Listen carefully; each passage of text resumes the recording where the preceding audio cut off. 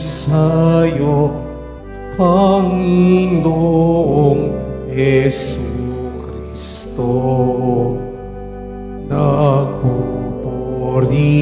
kami sa'yo, Panginoong Jesucristo. Magsisi tayong mataos, halinan magbalik loob sa mapagpatawad na Diyos. Sa Kanya tayo'y tumulog at manumbalik na lubos. Nagpupuri kami sa'yo, Panginoong Jesucristo. Sumainyo ang Panginoon. At sumaiyo rin. Ang mabuting balita ng Panginoon ayon kay San Lucas. Papuri sa iyo, Panginoon. Noong panahong iyon, samantalang dumaragsa ang mga tao, sinabi ni Jesus, napakasama ng lahing ito. Naghahanap sila ng palatandaan mula sa langit. Subalit walang ipapakita sa kanila, maliban sa palatandaang inilalarawan na nangyari kay Jonas. Kung paanong naging isang palatandaan kay Jonas sa mga taga Ninive, gayon din naman magiging isang palatandaan sa lahing ito ang anak ng tao. Sa araw ng paghukom, titindig ang reyna ng timog laban sa lahing ito at sila'y hahatulan niya ng kaparusahan, sapagkat nanggaling siya sa dulo ng daigdig upang pakinggan ang karunungan ni Solomon. Ngunit hindi higit hamak kay Solomon ang naririto. Sa araw ng paghukom ay titindig ang mga taga Ninive laban sa lahing ito at hahatulan ng kaparusahan, sapagkat nagsisi sila dahil sa pangaral ni Jonas, ngunit higit na hindi hamak kay Jonas ang naririto. Ang mabuting balita ng Panginoon. Pinupuri ka namin, Panginoong Hesukristo. Magsipuna po ang lahat. Magandang tanghali po sa inyong lahat, mga kapatid kay Kristo. Sa lahat po ng ating mga taga-subaybay sa iba't ibang online platforms at sa lahat ng ating mga kadiboto sa iba't ibang panig ng Pilipinas at maging sa buong mundo kung saan tayo ay naaabot ngayon ng ating live streaming. Mapayapang tanghali din po sa inyong lahat. Mga kapatid kay Kristo at mga kadiboto, malugod po namin kayong tinatanggap sa Basilica Minor at Pambansang Dambana ni Jesus Nazareno.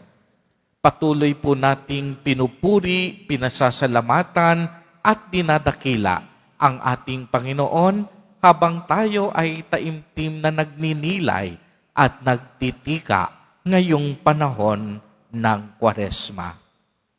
Ang kwento po tungkol kay Jonas ay matatagpuan natin sa isa sa mga aklat sa matandang tipan na nagtataglay din ng pangalang Jonas. Sa kwento, isinugo ng Panginoon si Jonas upang ipangaral niya sa mamamayan ng Ninive ang mensahe ng pagbabagong buhay. Noong unay, hindi agad sumunod si Jonas, ngunit nang kinalaunan ay nagawa na niya ang kaniyang misyon at nagsipagbago ang mga mamamayan ng Ninive. Noong ipinapahayag po ni Propeta Jonas sa mga taga-Ninive, nagugunawin ang Ninive pagkatapos ng 40 araw.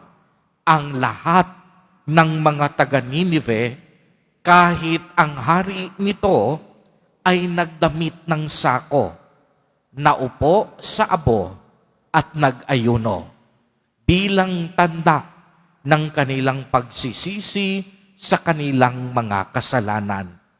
Dahil sa ginawang pagsisisi at pagbabalik loob ng mga taga-Ninive, hindi itinuloy ng Diyos ang kanya sanang plano na gunawin ang bayan.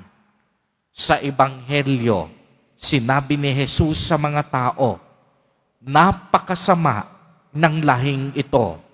Naghahanap sila ng palatandaan mula sa langit, subalit walang ipapakita sa kanila maliban sa palatandaang inilalarawan ng nangyari kay Jonas.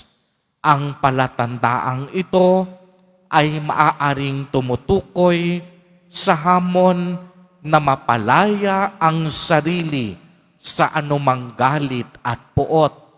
Kung malaya sa galit ang ating puso, matututuhan nating magpatawad at mas mabilis tayong makakapagbago ng buhay.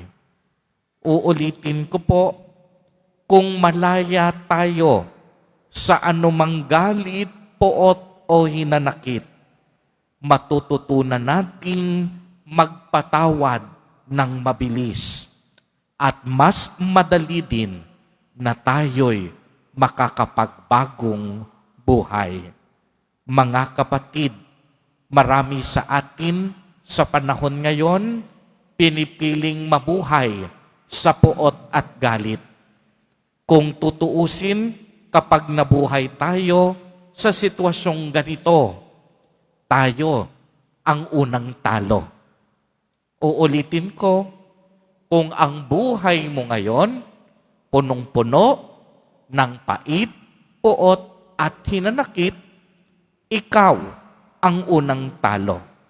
Sapagkat dinadala ng puso mo ang galit at sama ng loob, ibig sabihin walang kalayaan at kapatawaran sa iyong puso dahil nga pinangungunahan ito ng negatibong emosyon.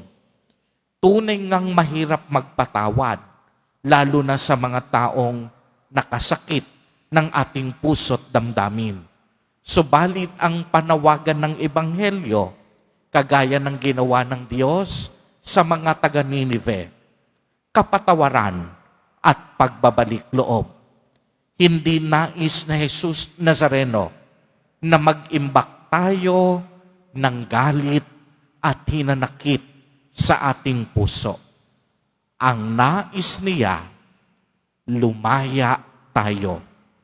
Nais niya, magkaroon tayo ng pusong marunong magpatawad at humingi ng kapatawaran. At imbis na humingi tayo sa Diyos ng mga palatandaan, bakit hindi na lang tayo manalig sa Kanya ng buong puso? Alam naman natin na ang mga taong naniniwala at nagtitiwala sa Diyos, kailanman hindi niya pinapabayaan. Mga kapatid, hindi po sa mga tanda o palatandaan nakasalalay ang ating pananampalataya. Ito po ay nakadepende kung gaano kalalim ang ating pagtitiwala sa Diyos.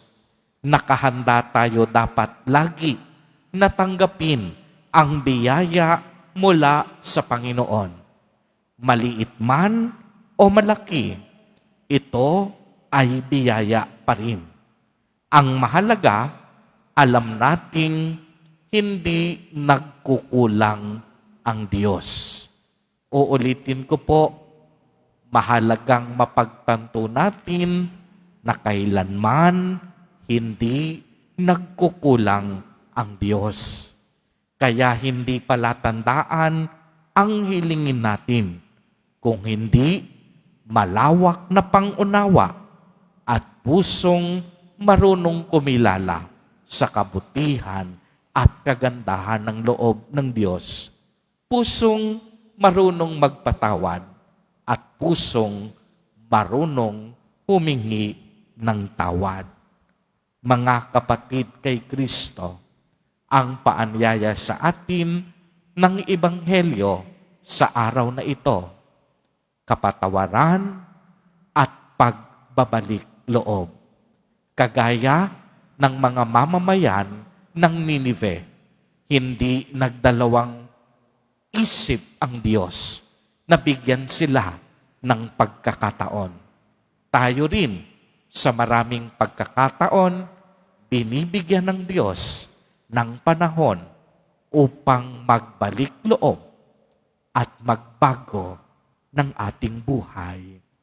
Amen.